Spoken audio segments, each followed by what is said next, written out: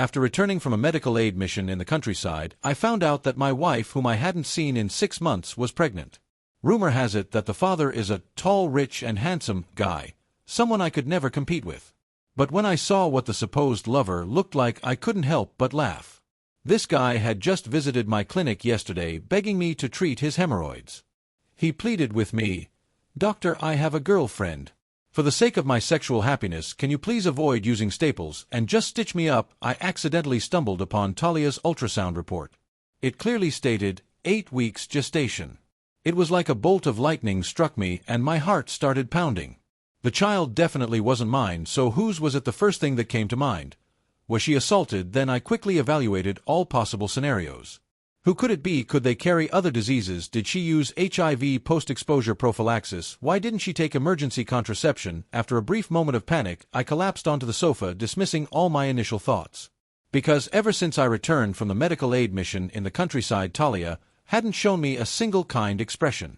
But she would often sit with her chin in her hand, daydreaming, biting her lip, and smiling, secretly curling her toes as she delicately cradled her phone. She was exuding the aura of someone in love, a stark contrast to the coldness, impatience, and disdain she showed me. Clearly she was having an affair. Just as I was thinking this, a waft of fragrance passed by, and there was Talia, all dressed up, putting on her high heels at the entrance. I instinctively asked, "Going to work, Em?" Just one word, and then she opened the door and left. She didn't even glance at me the whole time.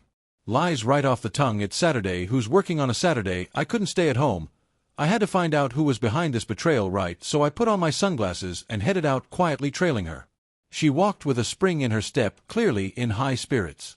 When she reached the shabby entrance of our apartment complex, she deftly flicked her shoe to avoid the dirt and quickly slipped through, and even from 5 meters away I could feel her disdain for the place. To be fair, it's an old run-down complex from the 90s with moldy walls. But this is my home, where the person I love lives. Though it's old and worn, I cherish it. Talia headed to a nearby Starbucks. She didn't seem to care if I found out, as this was a place I passed by every day on my way to work. She probably knew I'd never splurge on a coffee here, usually sticking to instant coffee.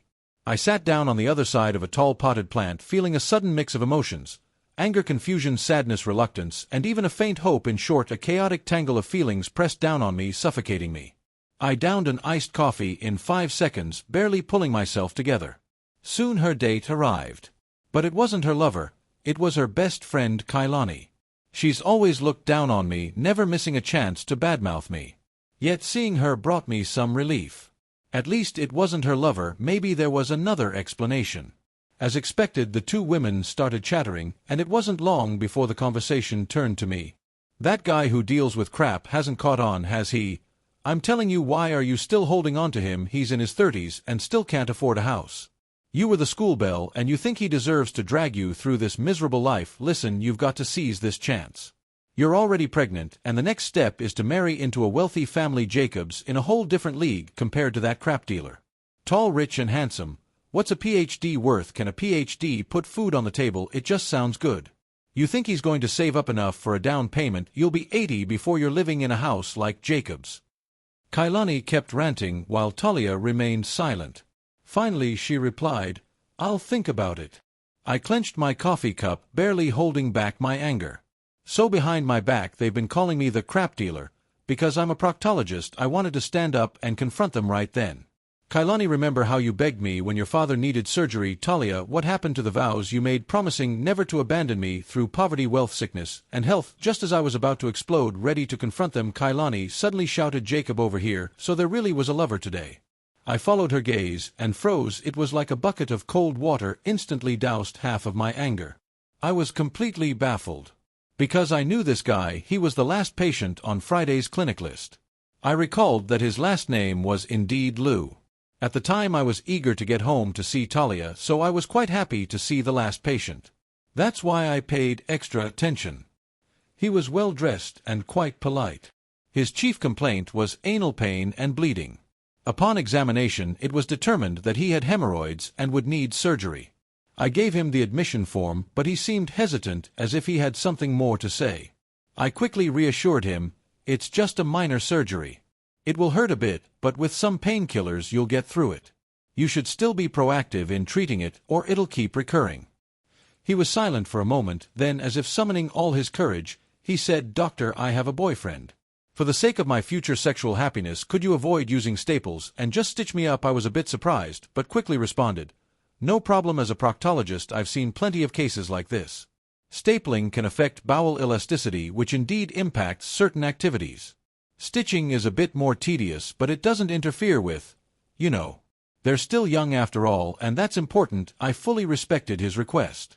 He seemed quite pleased and scheduled a bed for the surgery. Never in a million years did I expect to see him here.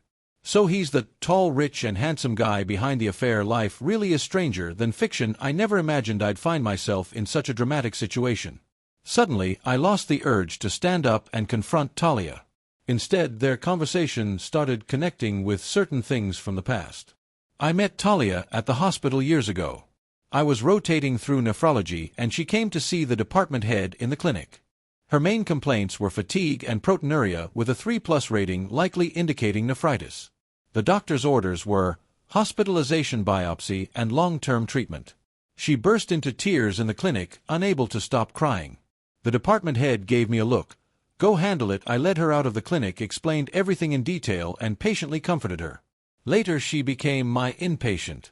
She was very beautiful but deeply unhappy. Her father gambled and her mother was a leech. When she couldn't afford the surgery, I helped her crowdfund the money. After the biopsy, when no one was there to care for her, I switched to the night shift to stay with her. At first I had no other intentions, just a medical student's sympathy for a patient. She grew very dependent on me, and every time I followed the doctors during rounds, her eyes would search for me through the crowd. Maybe it was all those times I wiped her tears, or seeing her bite her lip in pain with such determination. When the biopsy results were worse than expected, her eyes filled with despair.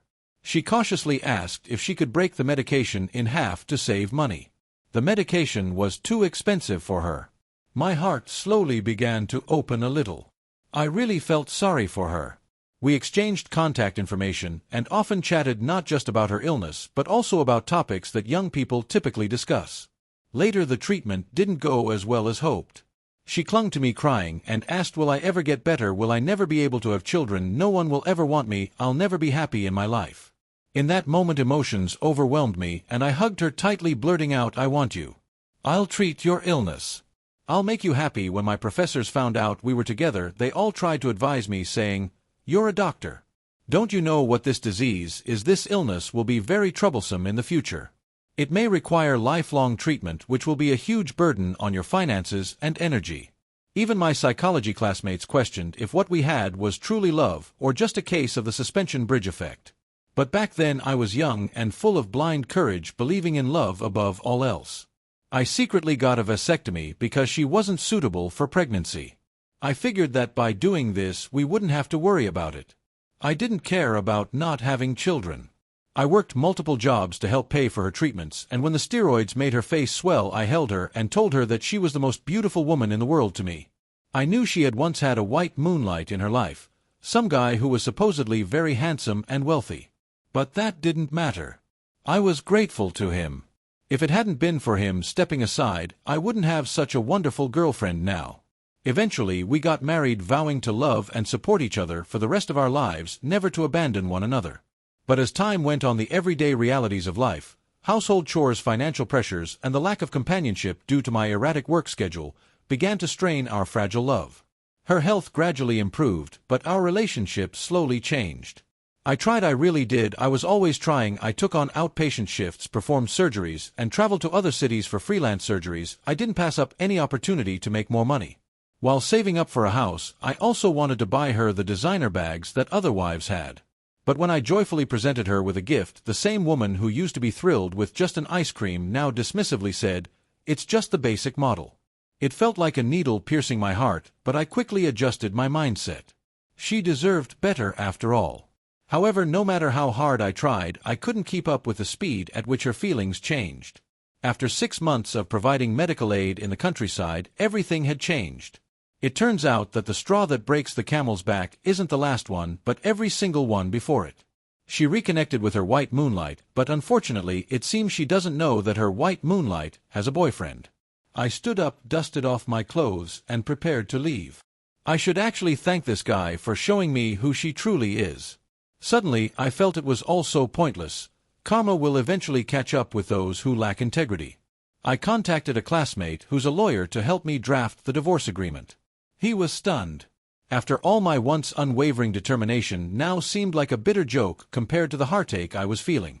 He tried to say a few words of advice, but I cut him off. Don't bother. It would only add fuel to the fire. I'll adjust. Just take care of the divorce agreement. When I got home, I tried several times to talk to her, but she always avoided the conversation, claiming she was tired. She would close the door, effectively shutting me out. I actually wanted to advise her not to keep the baby. Pregnancy puts additional strain on the kidneys and is very dangerous, but if she doesn't listen, then so be it. I'm not going to humiliate myself. Until the divorce agreement is finalized, I have no desire to talk any further. But soon enough, I ran into her lover again. He got a bed, was admitted to the hospital, and there was a handsome man by his side attending to him with such care. It was obvious he was his boyfriend. I couldn't help but wonder how someone in such a loving relationship could have ended up getting Talia pregnant. Fortunately, I didn't have to wait long for the mystery to be solved. Talia showed up in the hospital room on the second day after Jacob's surgery. He was wincing in pain, completely dependent on his boyfriend for everything from eating to using the bathroom. When Talia walked in, she caught sight of one man coaxing another into drinking some soup. Just take a sip, just one sip please. No, it hurts, the doctor said. You can eat now. You need the nutrition after surgery. I said I don't want to. Well, how about a kiss, just one kiss, and then you take a sip? What the hell are you doing? Talia's bag crashed down onto the hospital bed, spilling a bowl of hot soup all over it, turning the scene into utter chaos. What followed was a full-blown mutual affair confrontation. Who is he? Who is she? I'm his boyfriend. I'm his girlfriend. You cheated on me with a woman. You cheated on me with a man. This was a drama too good to miss. I watched as Jacob frantically reached for the other man's hand, his face twisted with panic, stumbling over his words. Let me explain. She seduced me. You know, my family's been pressuring me to have kids. I was under so much stress. I drank too much. I wasn't in my right mind. Talia looked utterly shocked. You're lying. You told me you missed our college days and wanted to give it another try with me. I just wanted to see if I could go straight again. But the truth is I can't. I had to take meds just to get through that night with you.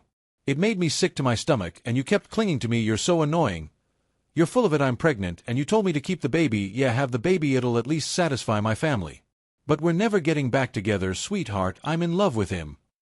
That was the last straw for the other man, who finally lost it and punched Jacob square in the face. Don't you dare say you love me, you piece of trash. You're not worthy of that word. With that, he turned on his heel and stormed out. I quickly stepped aside to let him pass. Jacob, looking like he was in immense pain, suddenly threw himself off the bed, ignoring the agony, and crawled 2 or 3 meters toward the door. He kept shouting, "Don't go, don't go." This was my cue to step in. After all, I'm a doctor, and his wound was tearing open, bleeding through the bandages. I couldn't just stand by and do nothing. I called over some male nurses from the department to help out. As I did, I gently nudged Talia, whose shoulders were shaking with sobs. Please move aside. She instantly froze, turning her head inch by inch in slow motion as if performing in a play. When she finally saw me, her expression was nothing short of a masterpiece, shifting through a myriad of emotions. To be honest, I was quite satisfied. After all, I had anticipated this scene. I had deliberately mentioned the name Jacob during a phone call at home, just loud enough for her to hear. I also knew that Jacob hadn't been paying any attention to her these past few days, leaving her in a low mood. She'd jump up to check her phone every time it buzzed, only to be left frowning and frustrated. The pregnancy symptoms had already started. She couldn't eat or drink, and she was probably desperate for answers. So I wasn't at all surprised when she showed up at the hospital to confront Jacob. What did surprise me, though, was that after the daytime drama, when I came home from my evening shift, Talia wasn't asleep. She was waiting for me. And sitting beside her was her mother. Talia's eyes were red and swollen, her face pale. Her mother sat there with her arms crossed, looking like she was ready for a serious negotiation. I braced myself, knowing full well how shameless her mother could be after all these years of marriage. Isaac, why are you two fighting? Talia is pregnant, and you're not taking good care of her. I'm so disappointed in you. Even though I was prepared, I was still taken aback. What was going on? I paused, then pulled out the divorce agreement from my pocket, the one my lawyer friend had delivered this afternoon. You've come at the perfect time. Since you know she's pregnant, you should also know that the child isn't mine. I pushed the agreement toward Talia.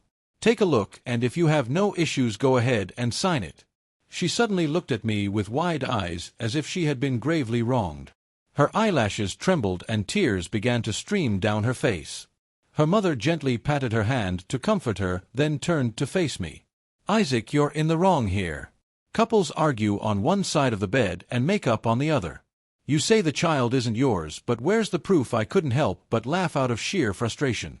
If you want scientific proof, we can do an amniocentesis and a DNA test, but I don't think that's necessary. I was away on a medical mission in the countryside for half a year. We didn't even have marital relations. But the old woman's unreasonable demeanor had reached a new level of calmness. That's just your word against hers. No marital relations, how is that possible? Who can prove it? I was getting exasperated. What kind of proof do you need? Heaven knows, earth knows, I know, and she knows. Ask your daughter. Did we have any marital relations? If not, where did this 8-week-old child come from? At this point, Talia shakily took a couple of steps toward me. Her eyes filled with tears, and she was visibly emotional. I know you're angry with me. I was wrong. I'll break things off with Jacob, and I know I've neglected you lately. I'll make it up to you. And then right before my eyes, she unbuttoned the top of her blouse, pulled down her collar, and threw herself into my arms. I quickly grabbed her by the shoulders, holding her in place. Looking at this mother and daughter pair, I could hardly believe it.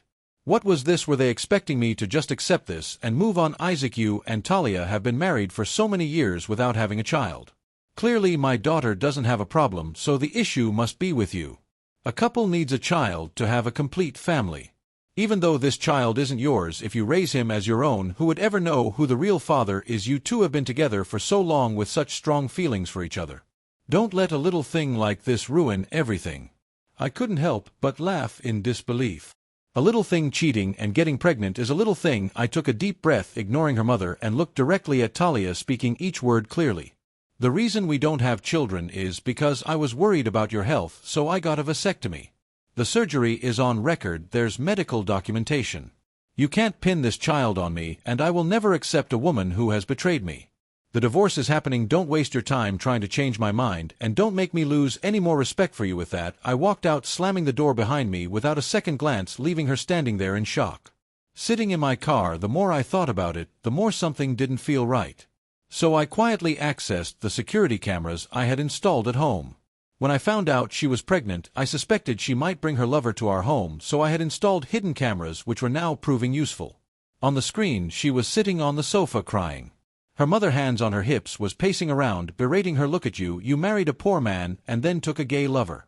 I can't believe I gave birth to someone as beautiful as you. Now what are you going to do if he doesn't acknowledge this child? If he doesn't acknowledge it, I'll abort it. I'm not having Jacob's child, that bastard. I don't want a divorce.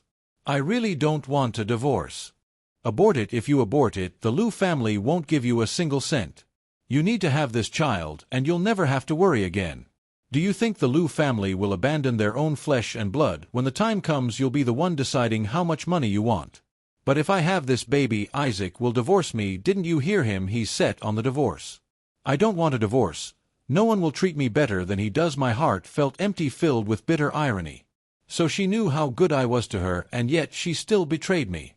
Her mother paced around for a while, and a strong sense of unease rose within me. Sure enough, it seemed she had come up with a plan. She sat down next to Talia, hugging her. If you don't want a divorce, Mom has a way. You just go ahead and have the baby, and our family will be set for life. I guarantee he won't be able to divorce you. In the middle of the night, I found myself back in the hospital's on-call room. The on-duty doctor teased me. Director Sue back again. Did the wife kick you out? I wasn't in the mood for jokes. While washing my hands, I caught a glimpse of myself in the mirror and noticed a scratch on my neck and a face full of exhaustion. I actually felt a bit sorry for myself. Dana, the nurse on duty, knocked on my door, holding a cup of milk, looking like she wanted to say something but hesitated. After a moment, she tentatively stepped forward. Director Sue, you don't look well. Have some milk and try to get some rest. Everything will pass. There was something in her words that made me raise my head in confusion to look at her. She just gave me a bright smile and quickly ran out. When I got to the hospital, I realized that the afternoon's drama had spread throughout the entire department. What they didn't know was that I was also one of the main characters in that drama. I was physically and emotionally drained. I really felt like a failure. I didn't go home for several days. Talia sent me many messages asking when I'd come home so we could talk. I simply replied, "There's nothing to discuss. The divorce is non-negotiable. If you don't sign, I'll file a lawsuit." Perhaps because of my firm stance, her mother decided to get involved. On Monday morning during the big ward round, I noticed that the doctors, nurses, and even the patients were all staring at my name badge. It made my skin crawl. A few colleagues who I'm close to seemed hesitant, sighing and wanting to say something but holding back. Even the department head looked at me and shook his head. "Isaac, as men we need to show some responsibility. Of course, it's not my place to interfere in your personal matters, but as medical professionals we need to maintain our reputation. Otherwise the impact could be severe." What was going on? I was completely confused. All morning the constant stares made me feel extremely uncomfortable. During lunch, Nurse Dana sent me a message with a video link. She added a note, "Director Sue, I've known you for 5 years and I know you're a good person. I'll always support you."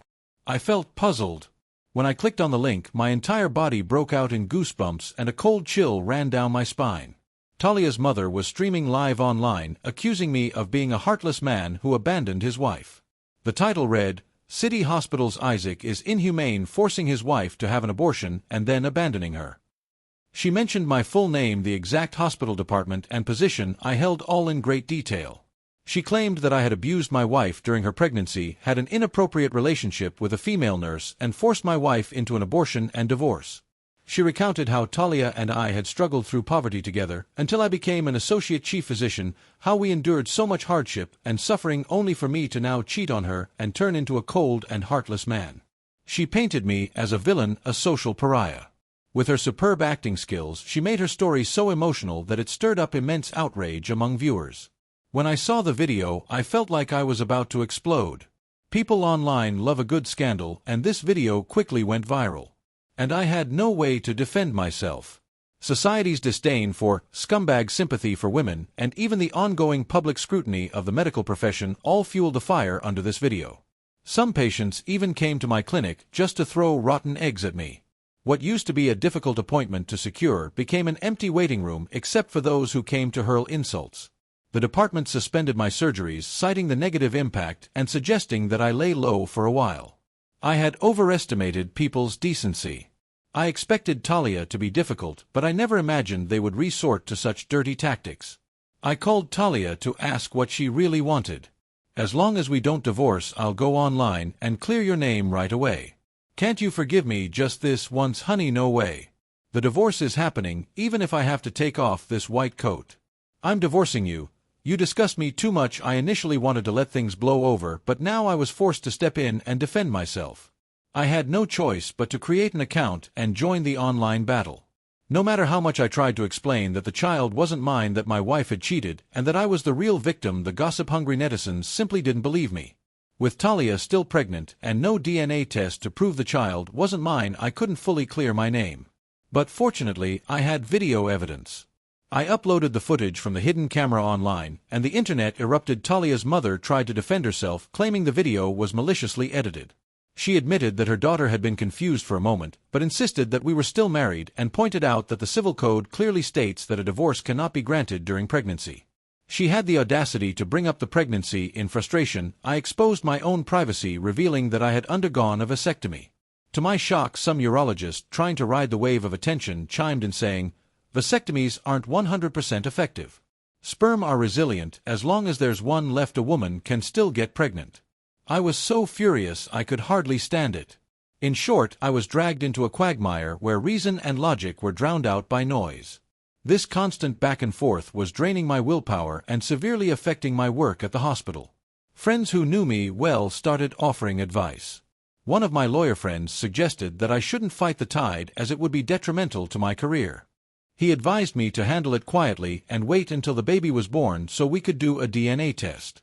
If the child wasn't mine, the truth would eventually come out. But I couldn't stand it.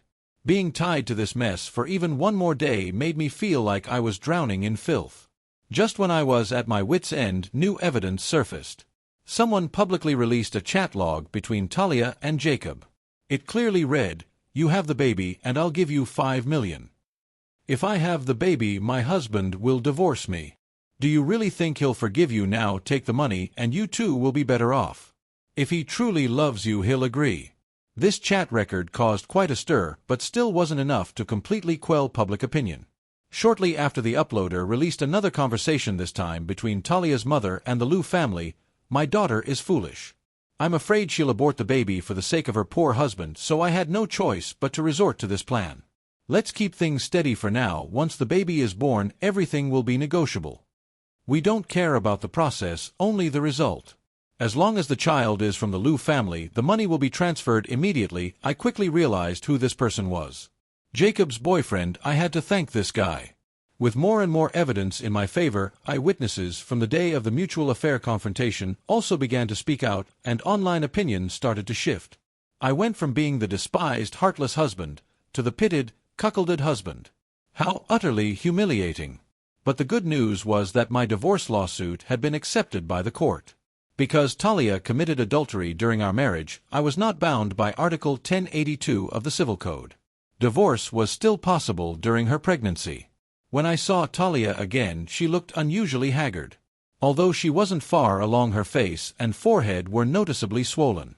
Her eyes were dull and she wore a loose dress. I couldn't help myself. I still recommend that you terminate the pregnancy.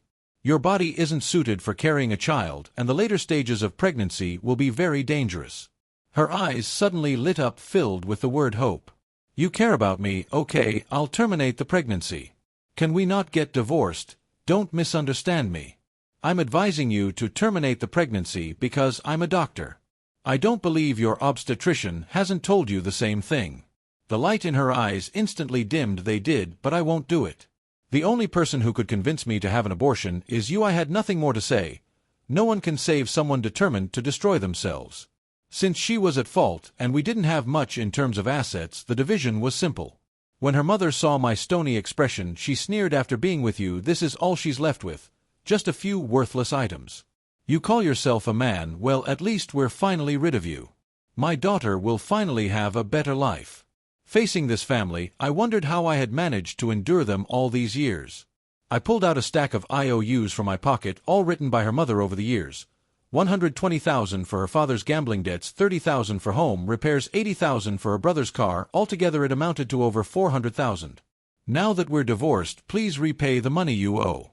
Why should we pay you back? My daughter gave you her youth for free. Mom Talia looked at me, shocked, silently asking how she didn't know her mother had borrowed so much money from me. I sighed. Your health was poor and I didn't want to worry you before. Now you need to be more aware. Without me as their source of money, Talia would become their next target for exploitation. But that was no longer my concern.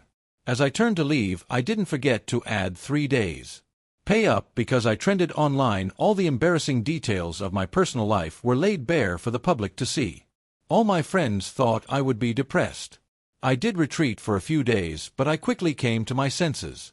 If others are going to go to great lengths to generate attention, why should I waste the publicity? So I took advantage of the buzz and launched a personal health education account. I focused on providing information about common proctology issues, early cancer screenings, postoperative care. I also enthusiastically answered all sorts of questions from the public. Within just a few days, my follower count jumped from 5 digits to 6 digits. Consultations surged, and many patients came specifically seeking me out. People calling me the cuckolded doctor didn't bother me. As a physician, I remained compassionate and committed to my duty. I became popular, and my old classmates started reaching out for advice. Hey man, we've started a cardiology education account. Can you help promote it? No problem, I'll repost it and pin it to the top. Isaac, you're really taking off. Your health education content is excellent. We in the ICU want to start something similar. Go for it. Do you think emergency medicine would attract interest? Absolutely, emergency care is crucial. How many heart attack patients miss the golden 4 minutes? Your department saves lives. You have to get it started. Even my friends in obstetrics and gynecology sought my advice, and I sincerely replied, these days people are anxious about childbirth and infertility is becoming more common. Your field is incredibly important. Let me know if there's anything I can do to help. In the age of social media, health education by doctors is not only meaningful but also highly popular. My old classmate was quite happy, but then hesitantly said, "Hey Sue, there's something I need to tell you." I was puzzled. What's up your ex-wife? She's coming to my hospital for prenatal checkups now. Her creatinine levels are over 200 and her whole body is severely swollen. She fainted a few days ago and kept calling your name. I felt a bit awkward, you said it yourself. She's my ex-wife. It's got nothing to do with me. I know. But I'm just thinking, maybe you could talk to her, it's really dangerous. She can't have this baby without risking her life. I thought about it but didn't agree. I had already said everything I needed to say and I really didn't want to have any more involvement with Talia. But not long after that, one night, I received a call from my classmate. There was a lot of noise in the background and then I heard Talia's voice. Jingchen, come see me. Didn't you say you loved me the most? Please come see me. Then the phone was passed to someone else and my classmate's voice came through. Buddy, I didn't want to bother you, but she refuses to go into the operating room unless she talks to you. After the divorce, I had blocked all of Talia's contact information. It seemed she knew this classmate of mine and had deliberately chosen this hospital to register at. I rubbed my forehead, feeling very frustrated. What's the situation? Placental abruption, heavy bleeding. She's refusing to go into surgery and is holding us up. Her mom insists on saving the baby and she insists on calling you. What do you say? Are you coming? No, I'm not coming. I'm the ex-husband, I'm not qualified to sign anything. Give her the phone, I'll say a few words to her. I could hear her labored breathing, the pace quickening. Stop this nonsense. I'm not coming. If you're so reckless with your own life, I have no respect for you. With that, I hung up the phone, feeling unusually calm. In the following weeks, I received several more calls from her. Some were tearful, others incoherent.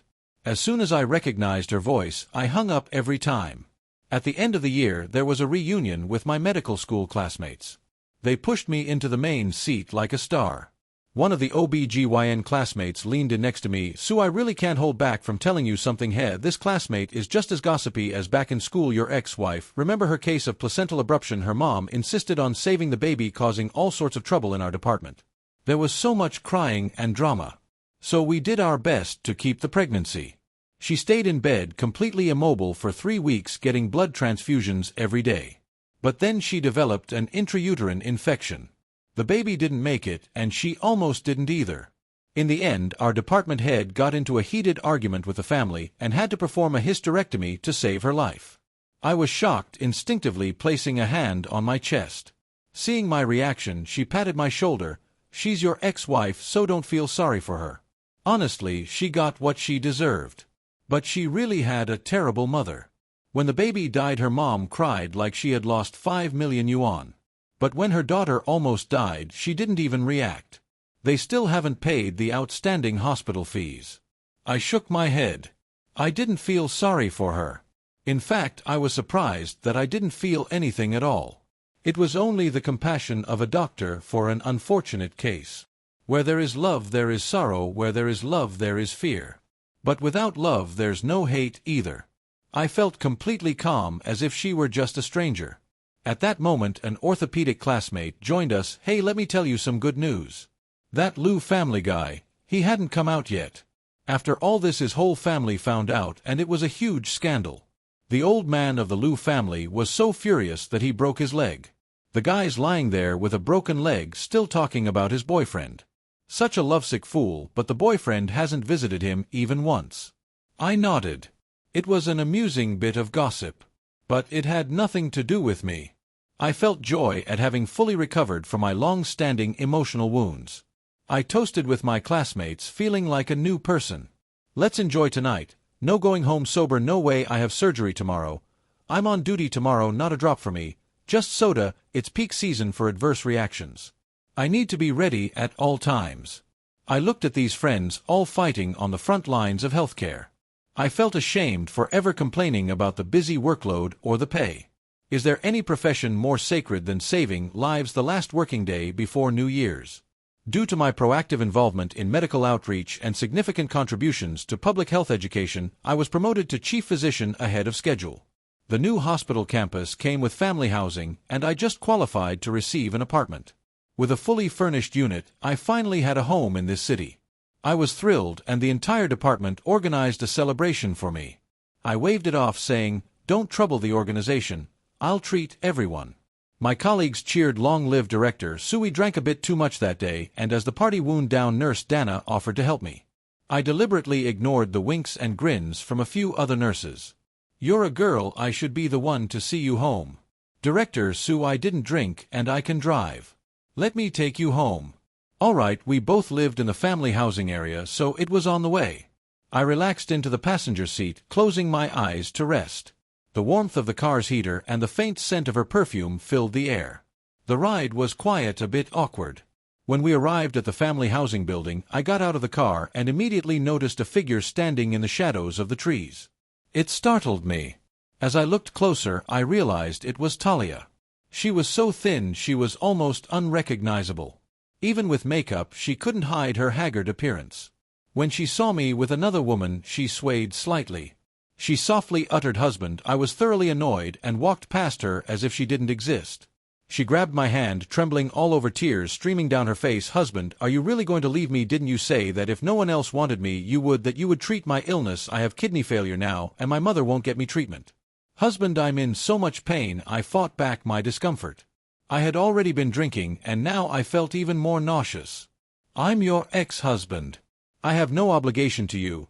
I'm sorry, I was wrong. It was just that one time, just once. I just felt like we were too dull. Please forgive me. I'll never do it again." Before I could respond, Nurse Dana stepped forward, forcefully pushing Talia's hand away. "You've got some nerve. You couldn't respect yourself or appreciate what you had, and now you come here playing the victim. Do you want to die? Call 120 for an ambulance." I was startled by her boldness, but then she turned to me. "Director, so you really have poor taste." I reflexively nodded, agreeing that it wasn't great. As soon as she finished speaking, Talia became even more desperate. "Husband, I'll change, I really will." "That's enough. Who are you calling husband? He's my husband now." Both Talia and I stared at her in shock, and she continued, full of righteous indignation, "If you keep harassing us, we'll call the police." "Got it. Now get out of here, and don't expect us to see you off with that." She hooked her arm around mine and led me through the entrance of the apartment complex. Once inside, the awkwardness finally hit us. I looked up at the sky, and before she could say anything, I quickly spoke. "When it comes to confessions, the guy should be the first to say it. My heart is in the process of moving. Soon, once it's all cleaned up, it will be ready to welcome its new owner." She looked at me, her eyes sparkling with a hint of hope. I knew she had liked me for a long time. Maybe this time I would meet the right person. In the distance, fireworks lit up the sky. The new year had arrived. I hoped I could find new happiness too.